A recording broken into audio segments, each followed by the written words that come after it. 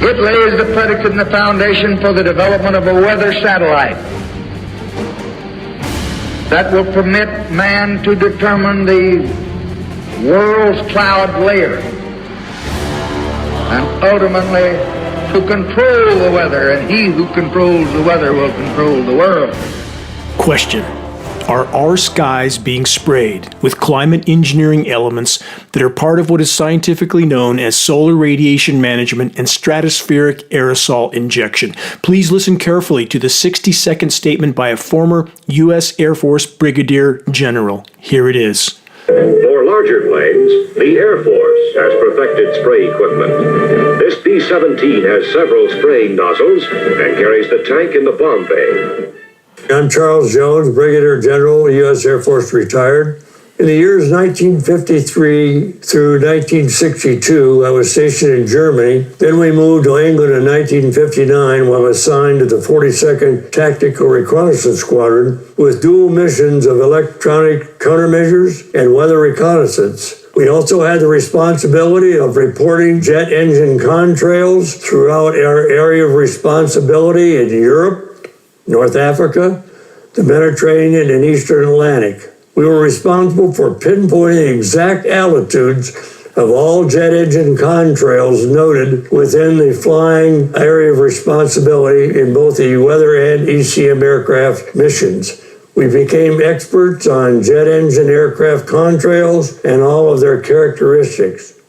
Much different from the white aircraft spray trails that consist of scientifically verifiable straying of aluminum particles and other toxic heavy metals, polymers, and chemical components.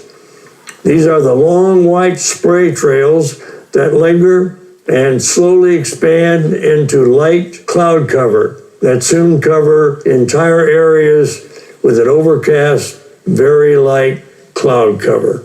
We're never going to get to the bottom of climate change until everything is laid on the table about geoengineering and the disasters that it can and is causing.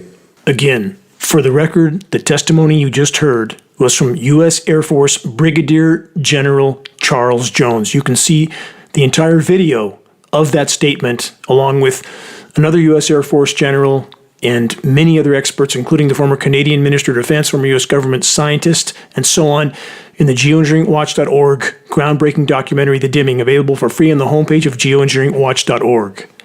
A wave of climate engineering awareness is building, and not a moment too soon. The threat posed by what is occurring in our skies cannot be overstated. Courageous Tennessee legislators, along with exceptionally on-track testimony from professionals like Dr. Denise Sibley, have propelled this extremely important effort past its second hurdle. On Tuesday of this week, the Tennessee bill to ban any geoengineering operations in the skies above Tennessee passed the Agriculture and Natural Resources Committee. Next step, a scheduled vote in the House. That date has not yet been set. In the meantime, Matrix Media is desperately doing damage control, forced to cover this very important breaking story in Tennessee, but by design using the non-science chemtrails term when doing so. As I stated in last week's broadcast, this is their attempt to marginalize this gravely important issue. Also, not surprisingly, some internet self-proclaimed truth-tellers are now also aggressively doing their best to deny climate engineering, claiming it's just jet exhaust.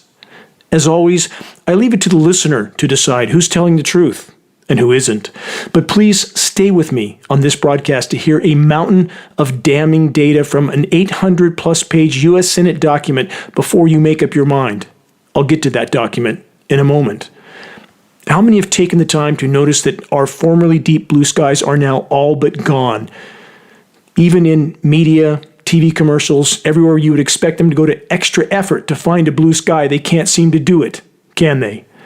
Again, Matrix Media systematically avoided the science terms, which were the only terms ever mentioned in the Tennessee bill or by the promoters of it.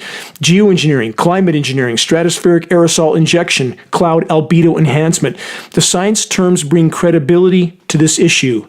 Exactly what Matrix Media, the climate engineers, the controllers, and the debunkers don't want.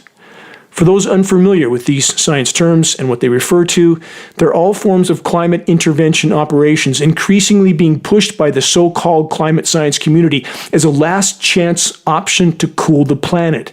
Question: how's that going so far?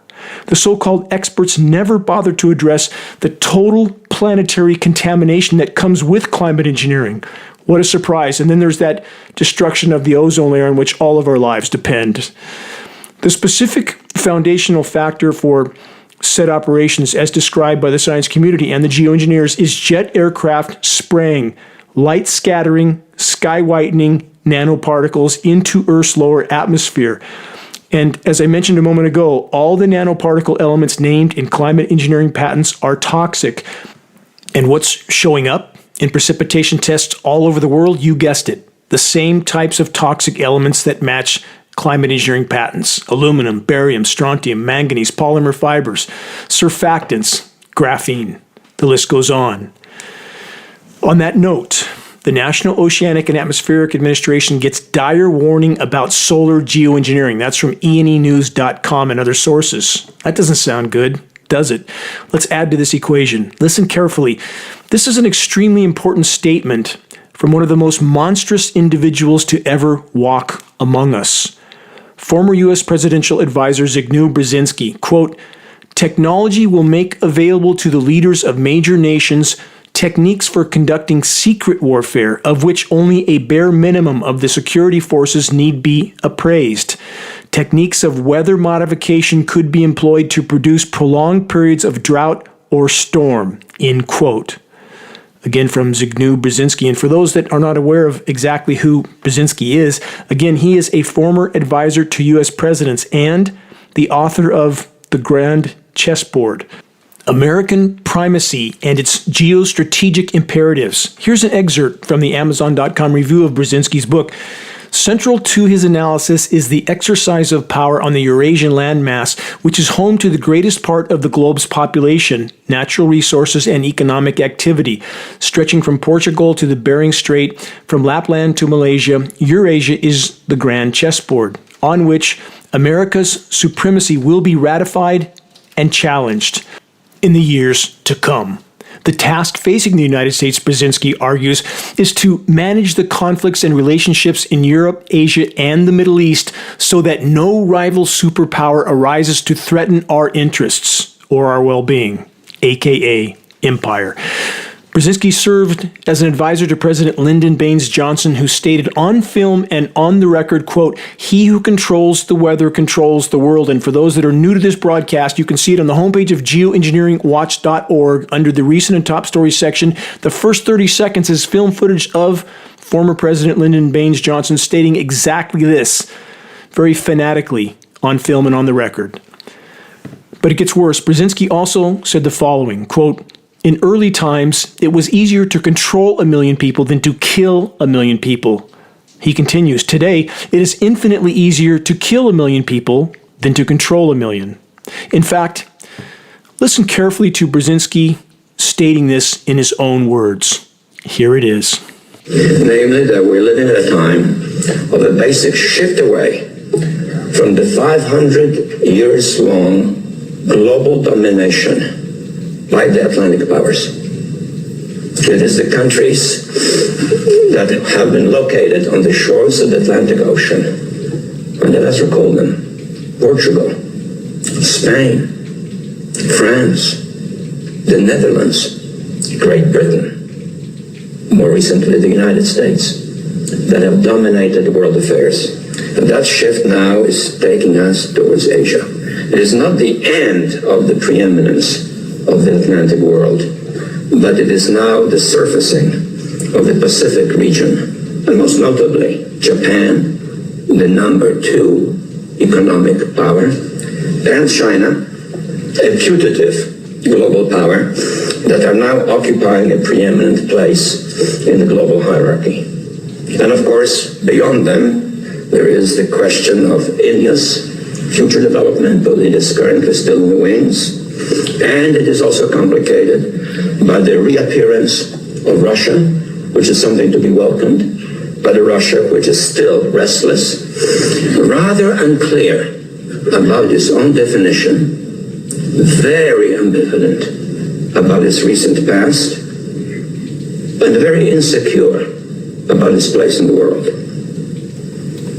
And these new and old major powers face still yet another novel reality, in some respects unprecedented. And it is that while the lethality of their power is greater than ever, their capacity to impose control over the politically awakened masses of the world is at a historical low. I once put it rather pungently, and I was flattered that the British Foreign Secretary repeated this, as follows. Namely, in earlier times, it was easier to control 1 million people, literally. It was easier to control 1 million people than physically to kill 1 million people. Today, it is infinitely easier to kill 1 million people than to control 1 million people. It is easier to kill than to control. And of course, that bears directly on the use of force, particularly by societies that are culturally alien over other societies. Chilling words from the mouth of the now deceased Zbigniew Brzezinski. Today, it is infinitely easier, he said, to kill 1 million people than to control them. Put that puzzle piece into the picture wherever you feel it fits. And indeed, it does belong. Let all that sink in. That is the core of the cancer that controls the world. More puzzle pieces. BusinessInsider.com. China is massively expanding its weather modification program, saying it will be able to cover half the country in artificial rain and snow by 2025. That's a reminder of that report. It is absolutely a necessary puzzle piece. The report says China is massively expanding its weather control project and is aiming to be able to cover half the country in artificial rain and snow by 2025, the government said. The BusinessInsider.com report then states the practice of cloud seeding was discovered in the U.S. in 1946 by a chemist working for General Electric. That's not completely true. It existed long before then, but let's go with their report. China launched its own similar program in the 1960s. The project will be at a worldwide advanced level by 2035, they say. The State Council will help alleviate disasters such as drought and hail. And as I get to hopefully later in this report, if I have enough time, the now estimated 20 million animals and livestock expected to perish in Mongolia from chemical ice nucleation for weather modification programs, many millions already dead. That's what's happening around the world that we hear nothing about here while we're shown nonstop political theater from dawn till dusk and all night long. And from the Defense Technical Information Center, this, weather as a force multiplier, owning the weather by 2025. That 2025 date seems to match very well, doesn't it, from China and the U.S. Is there cooperation going on? Absolutely. Wait a few moments and you'll hear shocking data from a U.S. congressional document. But from this report, again from the Defense Technical Information Center, in 2025, U.S. aerospace forces can own the weather by capitalizing on emerging technologies. But there's always that program knee-jerk reaction, isn't there? The conspiracy theory term. Those that so easily throw this term around are finally being increasingly seen for what they are. Fearful, factless, lazy, refusing to actually investigate anything and everything they don't want to believe is true in the first place. Next, again, some of the most important data ever covered on this broadcast. Stay tuned. This is Dane Wigington. You're listening to the weekly installment of the commercial-free, non-political Global Alert News Report, the End of the World as We Know It broadcast, brought to you by Geoengineeringwatch.org, the largest and most visited website in the world on the subject of global climate engineering operations, aka weather warfare. Reaching a critical mass is the only way forward in this fight. We must reach this critical mass by starting a conversation on the climate engineering issue that leads people to a credible source of data. Geoengineeringwatch.org will continue all of our efforts to be the go-to source on covert climate engineering operations. If we can fully expose weather warfare, so many other truths will be forced to the full light of day with it. Under the following title, on the homepage of geoengineeringwatch.org, massive U.S. Senate document on national and global weather modification. You can examine the entire document from the link just stated. Let's dive in. And while going through this mountain of damning excerpts from the Senate document, how much more massive have the climate intervention programs become in the last 46 years since this document was drafted? Look up, and there's your answer. Title of the U.S. Senate document, Federal Activities and Weather Modification.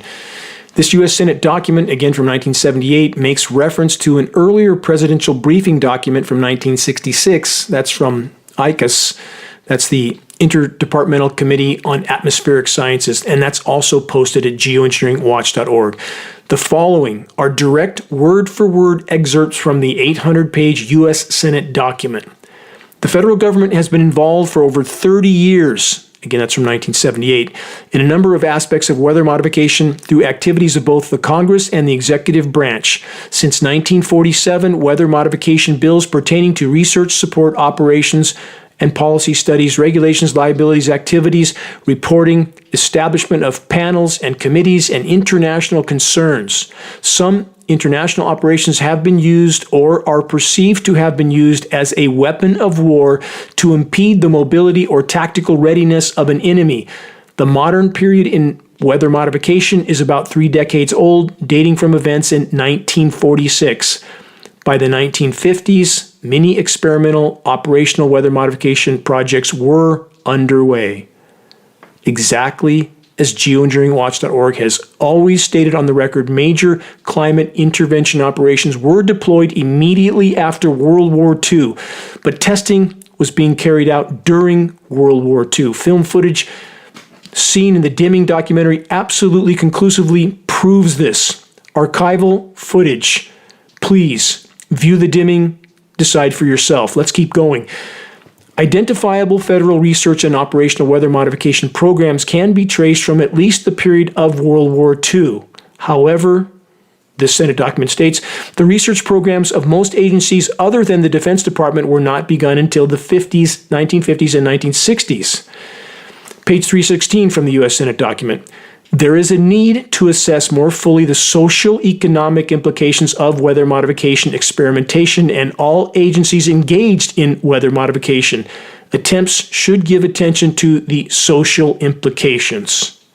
Let's stop there. Social implications, like off-the-charts flash droughts, firestorms, deluges, flash freezes, chemically ice-nucleated extreme hail, winter weather snowstorms that are chemically nucleated as well, sometimes falling at temperatures far above freezing because the patents state clearly that's what their elements can do. Decimated agriculture, that kind of so-called social implication. Pressing on, about the legal liabilities for all that destruction I just described. Just grant total immunity to anyone and everyone involved, and that's exactly what they have done. Listen carefully.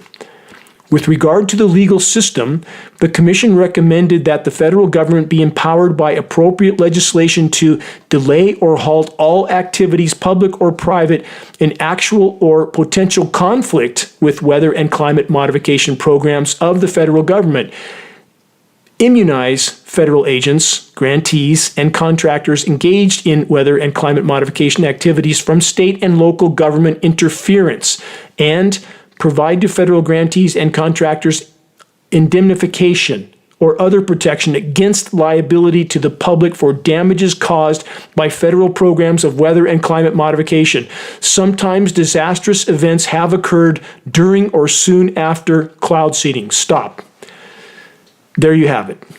Blanket legal immunity for what amounts to weather warfare being waged not just on foreign countries, like Project Popeye in Vietnam, but also right here in the USA against our own citizens. More from the U.S. Senate historical document. Defense Department aircraft work all weather patterns in the mid-Atlantic states. There are as many as 160 flights in a 24-hour period. These aircraft disperse ice nuclei at almost infinity concentrations and inject it into the atmosphere starting 24 to 48 hours before weather patterns move into the area. How many have taken note of that? That when there's an incoming front, the aerosol dispersions are radically increased, exactly as described in this U.S. Senate document. Nothing has changed. It's just gotten ramped up to a far more massive level. Now, this excerpt from the historical U.S. Senate document. Pennsylvania has earned a reputation of lawlessness relative to cloud seeding. The past two secretaries of agriculture have both stymied all efforts to regulate weather modification. The Pennsylvania State University has engaged in blackmail activities against those who want the law enforced, have conducted research in contempt of the law, and lied about the outcome of their results of cloud seeding. These various agencies have all helped to obstruct law enforcement in the state of Pennsylvania. Department of Agriculture, Bureau of Aviation, Federal Aviation Agency, Federal Bureau of Investigation, Pennsylvania State University, and all branches of the federal government who have or are doing cloud seeding work. A meteorological Watergate, end quote. A meteorological Watergate. Words straight from the U.S. Senate document. Not my words, theirs. Imagine that. Let's continue with this. Straight from the report. Quote, there's no question that during a dry season, cloud seeding aggravates conditions to produce drought, and during a wet cycle, it triggers even more rain and probably floods. Stop there. This is total corroboration for what geoengineeringwatch.org has stated on the record for a decade and a half. Drought deluge scenarios are the hallmark of climate intervention operations. Moving on from page 402, the following is word for word from the U.S. Senate report. Listen carefully. It is truly shocking. Here it is. In a recent article contributed to the Tri-State Natural Weather Association to a nationally circulated publication devoted to organic agriculture, the following evils supposedly brought on by weather modification were cataloged. 1. Cloud seeding has been responsible for the Great 5-Year Drought in the Northeast United States. 2. Isolated sections of the Northeast have experienced 18 years of drought due to cloud seeding. 3. Weather disturbances in the South Atlantic have been eliminated and has thus reduced the East Coast rainfall by 30%. That is needed if agriculture is to be successful. 4. The average dairy farmer on the East Coast living in an area of cloud seeding has averaged a net financial loss because of cloud seeding. 5. Crop production losses in Franklin County, Pennsylvania alone amounted to $50 million even then. 6. When effects of seeding wear off, cloud bursts occur, causing floods, destroying crops, buildings, and drowning people as well as livestock. 7. Seeding has been responsible for the serious air pollution problems. 9. Poisoning of all living matter is directly related to cloud seeding. 10. Emphysema is 3 times higher in areas of heavy cloud seeding. 11. Cancer is virulently out of proportion. 12. Financial losses to agriculture and related industries run into the billions. 13. Forest trees as well as cultivated orchards are dying from chemical reactions taking place in the air due to the addition of cloud seeding agents. 14. The atmosphere has been rendered completely biologically incompatible with all matter, which includes animals, plants, and humans. Let's stop there to deeply consider all that I just covered from this U.S. Senate document. Please go to the homepage of geoengineeringwatch.org and examine it for yourself. It's all there, all 800 plus pages. And consider, if all this was being reported that long ago, how much worse is it now? Take a good look around for your answer, and please do objective investigation. And investigation means so much more than listening to one person that says one thing and a different source that says another. Actually investigate. Read documents for yourself, examine film footage and photos for yourself, view video statements from individuals like former U.S. Air Force generals and the former Canadian Minister of Defense, former government scientists, all on film and on the record in the groundbreaking Geoengineering Watch documentary, The Dimming, which can be viewed for free from the homepage of geoengineeringwatch.org. Moving on, page 439, about the spray whatever they want because the controllers have made sure there are no laws to stop them circus of insanity taking place in our skies. Here it is from the U.S. Congressional Report.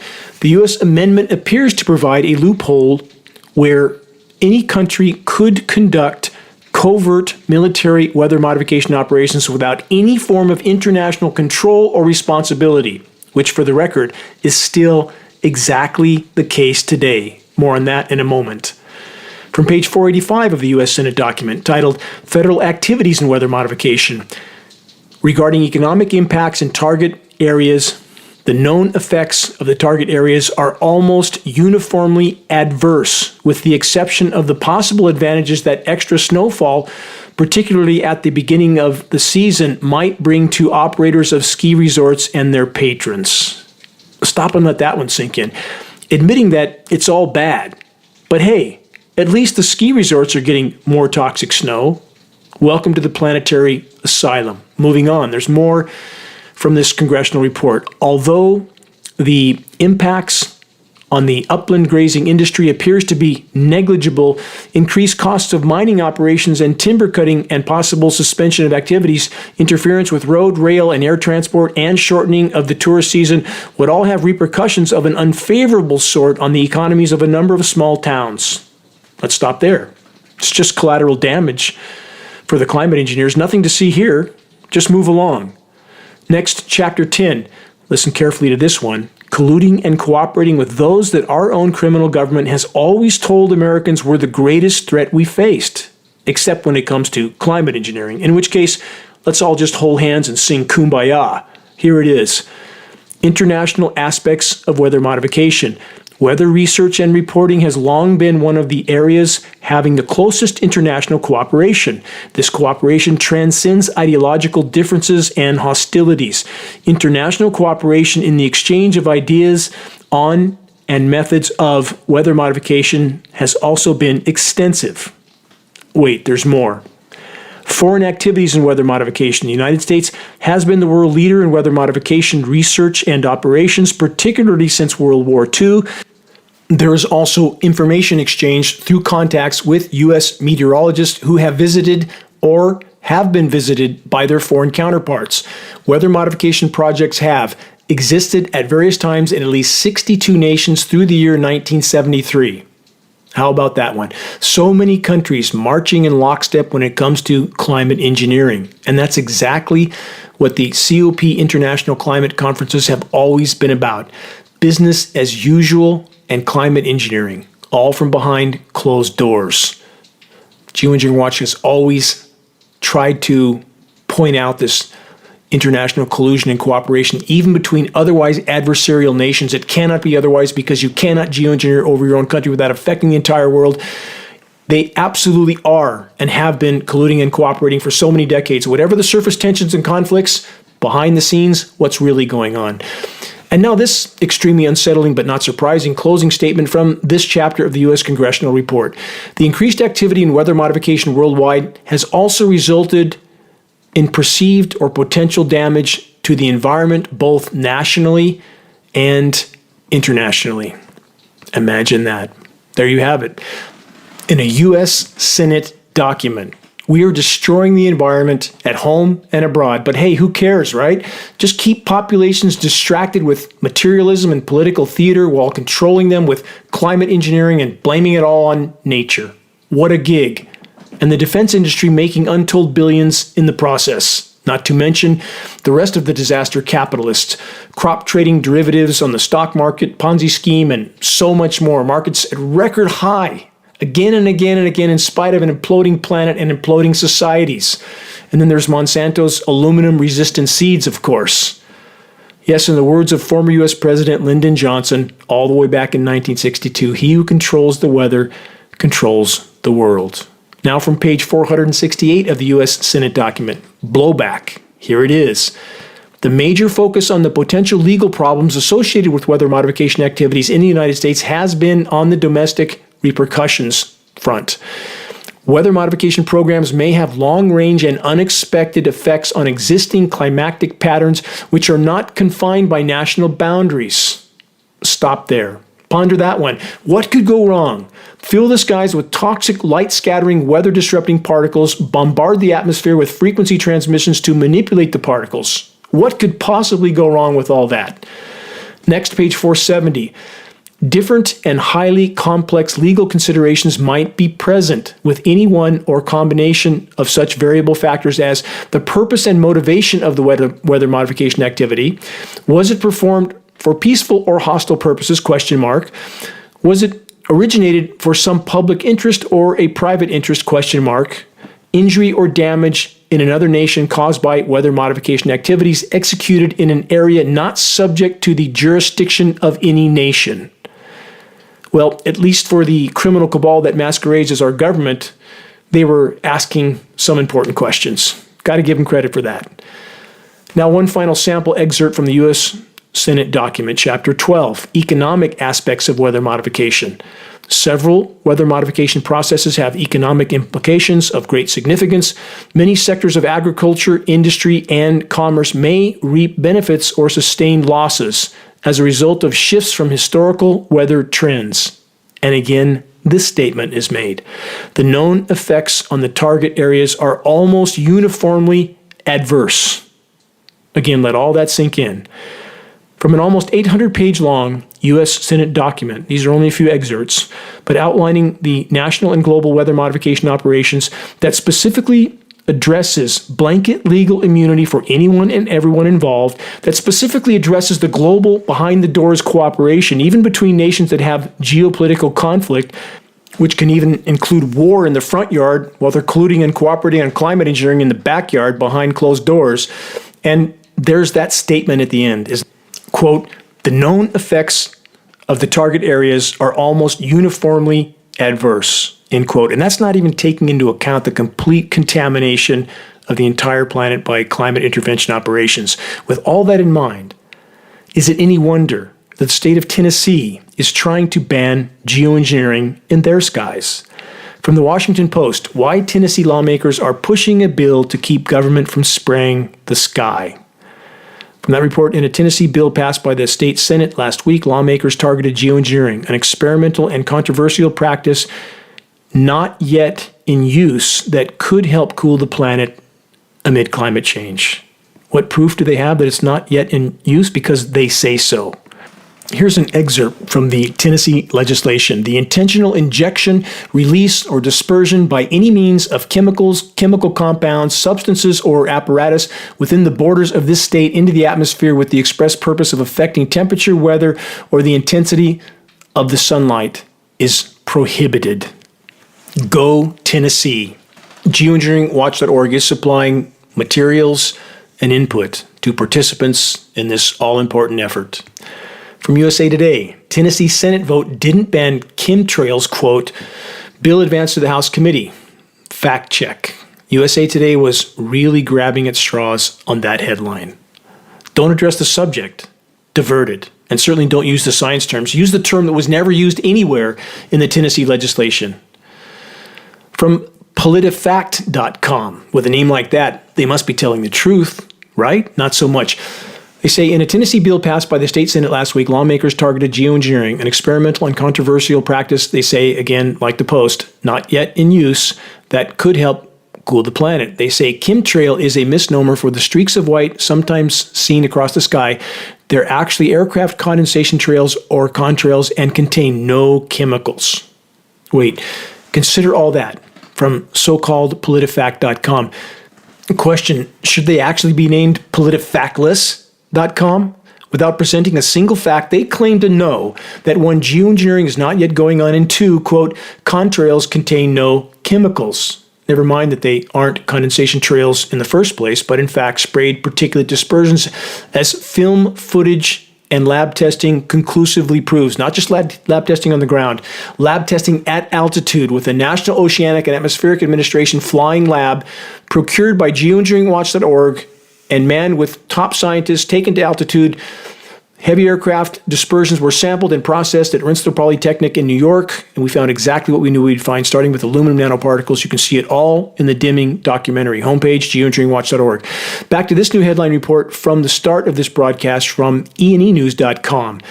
National Oceanic and Atmospheric Administration gets dire warning about solar geoengineering. As I cover what this report states, consider that we weren't allowed to go out of our homes without the proper medical mandate on our face. But if you want to spray who knows what into our skies, no problem. From the E&E report, currently a U.S. company or citizen with plans to inject aerosols into the atmosphere is required to fill out a one-page form with the Commerce Department 10 days before they do it. The E&E report then states There's no governance on the international level, national governance, there's no state governance, there's nothing. Solar radiation modification has the potential to be a much, much bigger thing than weather modification ever was, in quote, right from the report, all of it. Yes, the so-called experts are now frightened, as they should be. They're going down on the same sinking ship as the rest of us, and they're finally beginning to face the fact that their silence won't save them. Then who does E&E blame? Geoengineering is happening, they say, from the Make Sunsets Corporation. Two bozos from Silicon Valley that put a couple balloons in the air and might have released a pound or two of material. And that's what they're saying is the only geoengineering occurring. Anybody who buys that, anybody who accepts that, is completely asleep at the wheel. Eyes wide open, look up, connect the dots. Here's a parallel report from Politico.com why this risky climate fix lacks red tape. They say blocking the sun's rays to limit global warming requires less paperwork than your income taxes. Just submit a one-page form to the U.S. government 10 days before you do it. And that's the only federal oversight for solar geoengineering. And also, this report acknowledges the risks are huge from changing weather patterns to damaging the ozone layer, which is already done. A subheadline from this report, Geoengineering faces a wave of backlash over regulatory gaps and unknown risks. They say technologies to slow global warming by manipulating the environment are rapidly advancing, but some experts want to pump the brakes. Really, they want to put on the brakes now that we've already crashed through the guardrail and are hurtling to the bottom of the canyon. Too late for that. From theweek.com, the hot controversy surrounding solar geoengineering. Solar geoengineering seeks to change the climate by blocking the sun with reflective materials. Some experts are wary of the solution's long-term effects on the planet, climate, and weather patterns. Because of this, there has been a lack of experimentation. Really? Look up. Or governance related to solar geoengineering. That part's true. There's no laws to regulate it. But with the atmospheric conditions rapidly worsening, cutting emissions alone may not be enough to curtail disaster. Yet again, like all other mainstream media articles and reports on climate engineering, not a single mention of the factor of climate engineering toxic fallout. From cleantechnica.com, National Oceanic and Atmospheric Administration calls for urgent geoengineering investigation. They say it's now abundantly clear that humans are incapable of reacting in any meaningful way to slow the pace of global heating. Despite all the warnings from scientists, the Pope, the Secretary General of the United States, IPCC, and the World Meteorological Society, all of them tentacles of the cancer, carbon and methane emissions continue to rise and Earth continues to get hotter. That's all true. Climate engineering making it worse, not better, trapping more heat than it's deflecting. They say we know by now the only solution is to dramatically reduce the use of carbon fuels, and yet in Houston earlier this month, carbon fuel executives were whooping it up over the prospect of making hundreds of billions in future profits from sales of their products.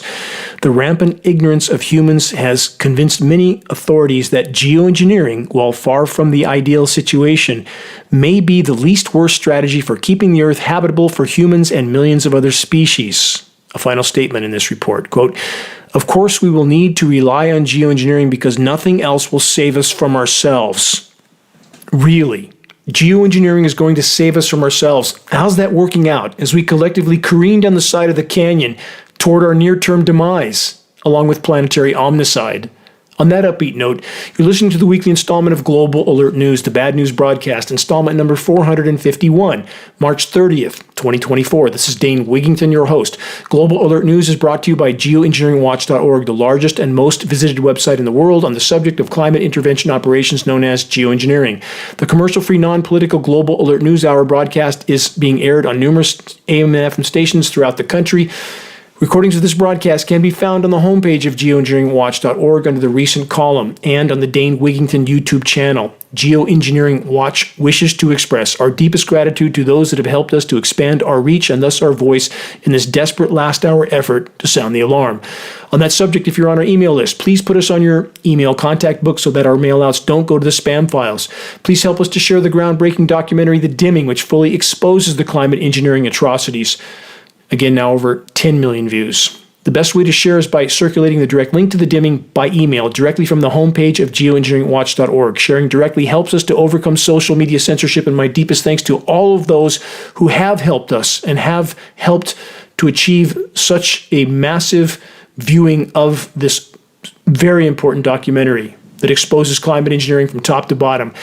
When viewing our YouTube of the Dimming on Global Alert News or any other Geoengineering Watch video on YouTube, please subscribe, share, and comment, all of which helps us to circulate critically important data to a much wider audience. About reaching those that still aren't looking up, here's one way: by starting the conversation with Geoengineering Watch awareness-raising materials, which can be found on our homepage. Our only goal: to provide activists what they need to move this fight forward as fast as possible. Extremely high-quality printed materials with shocking images, and we pass these on for less than our overall cost of producing and shipping. Our only goal: to get them into the hands of those who can put them to use. We now have Geoengineering Watch hoodies to go with our Geoengineering Watch shirts. Photos of each are on our home page.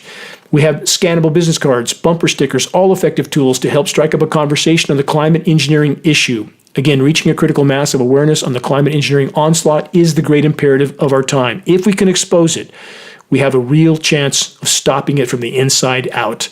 If you're willing to share a picture of yourself with a Geoengineering Watch shirt or hoodie, perhaps at a local market, gym, mall, whatever, somewhere busy, please send your photo to us so that we can post it as part of our activist compilation, which is now part of our materials page. The images encourage others to make their voices heard in this all-important battle to sound the alarm.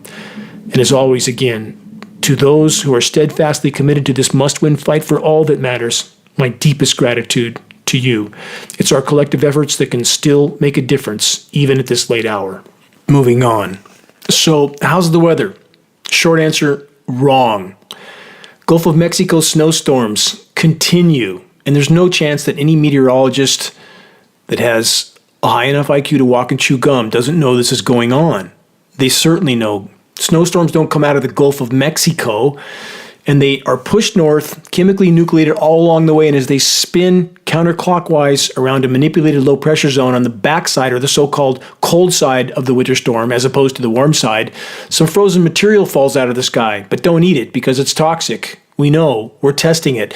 And why is it falling or beginning to fall at far above freezing temperatures? And the temperatures eventually cool down if the process continues long enough, but these processes dry up much of that moisture. So you see this widely scattered, very insignificant amount of frozen material that hits the surface, and it's extremely slick. Surfactant-soaked snow is that way. And surfactants are in the snow. Surfactants are what makes soap soap. It's used in the mix to keep the particles from coagulating together. All of it's in the patents. There's nothing normal about any of this. But we have the climate engineering cover-up actors pretending that it is. About the West Coast, unorganized, aerosolized, and very scattered moisture is manipulated into the western U.S. Again, radio frequencies transmissions as it comes on shore blows it apart into the widest possible, often featureless, rainless, cloud-covered sky. And this is nucleated, creates a cold, instant layer of air that hits the surface, and the weather and temperature whiplash scenarios continue to worsen, worse and worse, with each passing storm and season. And the frozen material in certain locations is coming down with extraordinary force and damage, destroying solar farms, literally destroying all the panels in solar farms, cars on car lots, houses, windows. This is chemical ice nucleation for weather modification. Please search the engineering winter section on the homepage of geoengineeringwatch.org. Please just learn about this issue, look at the patents, and don't pretend that no one can manipulate the weather. It's historical fact. It's totally inarguable. It's occurring. Please look at data. Don't operate from ideology, preconception, or programming. Use data. Use your God-given sense of reason and eyesight. Connect the dots. Let's add this new report from UK Guardian. Extreme Heat Summit to urge leaders to act on threat from rising temperatures. And we know how they're acting, don't they? Climate engineering. That's their, quote, cure. A cure that's worse even than the disease they attempt to mitigate. Just like the pharmaceutical so-called cures we see on the TV every single day. Take this for that symptom. And by the way, here's the side effects, and you wonder who would possibly take that. But many do. From LifeScience.com, polar vortex is spinning backwards above the Arctic after major reversal event. That doesn't sound good, does it? What happens when you detonate nuclear bombs in the atmosphere and you use frequency transmissions to completely manipulate the atmosphere with unknown consequences? You saturate the atmosphere with oxidizing particles that destroy the ozone layer. Bad things happen. And what's coming will be worse. From this LiveScience.com report, earlier this month, a sudden atmospheric warming event caused the Arctic polar vortex to reverse its trajectory. The swirling ring of cold air is now spinning in the wrong direction, which has triggered a record-breaking ozone spike and could impact global weather patterns. What else is in this equation that's affecting all of this that no one in any mainstream source or any so-called elected official will admit to? From NBC News, melting polar ice is slowing the Earth's rotation with possible consequences for timekeeping. Oh, is that the worst of our problems? We might have to reset our watch. I think our problems are much bigger than that, aren't they? A new study found that ice loss caused by climate change is redistributing mass on the Earth enough to alter its spin. Moving on, from earthsky.org, can supervolcanoes cause a major cooling? They say a new study challenges the notion that volcanic supereruptions would lead to significant global cooling. Supervolcanoes add particles to the atmosphere that can both block sunlight to cool and trap outgoing heat energy to warm the planet. This study may mean we're a long way from artificially adding particles to our atmosphere to geoengineering a solution to global warming. Bottom line, it was long thought that supervolcanoes could cause eruptions that could blot out sunlight and result in major cooling on Earth. A new study says not so fast. That's exactly right. And other studies make clear that such eruptions cause short-term toxic cooling that's followed by protracted and even worsened warming. The entire premise for so-called solar radiation management is completely flawed. But anyone who's got their eyes open and understands the cancer that's controlling the world this is not a benevolent act in the first place. It's what Lyndon Johnson stated 62 years ago, quote, "He who controls the weather controls the world," and that's what it's about, and they don't care about the consequences. They never have, not even to themselves. And I'm very tired of hearing people excuse this all away because, quote, they wouldn't do this to themselves. They already have, again and again and again. We are not dealing with sanity. New from MSN.com, the engine that drives our oceans is slowing, and that could end life on Earth as we know it. That doesn't sound good, does it? The report is referring to the AMOC current, the Atlantic Meridional Overturning Circulation. And although many reports still try to claim that it might happen by 2100, the most recent data, and I covered some of that in last week's broadcast, says, oops, we made a mistake. It could happen by 2025, next year. Think about that, because everything from the so-called climate science community so far is an oh my God, oops moment. It's way, way worse than we thought, exactly as geoengineeringwatch.org has said, exactly as I have said on the record for a decade and a half. It's not as bad as we're being told. It's exponentially worse. And climate engineering is further fueling that fire, pushing us from the firing pan into the fire, as the proverb goes. UK Guardian, Gulf Stream could collapse as early as 2025, as I just mentioned. Space.com, ocean current system could shut down as early as 2025. Newsweek, Atlantic ocean current could collapse as early as 2025.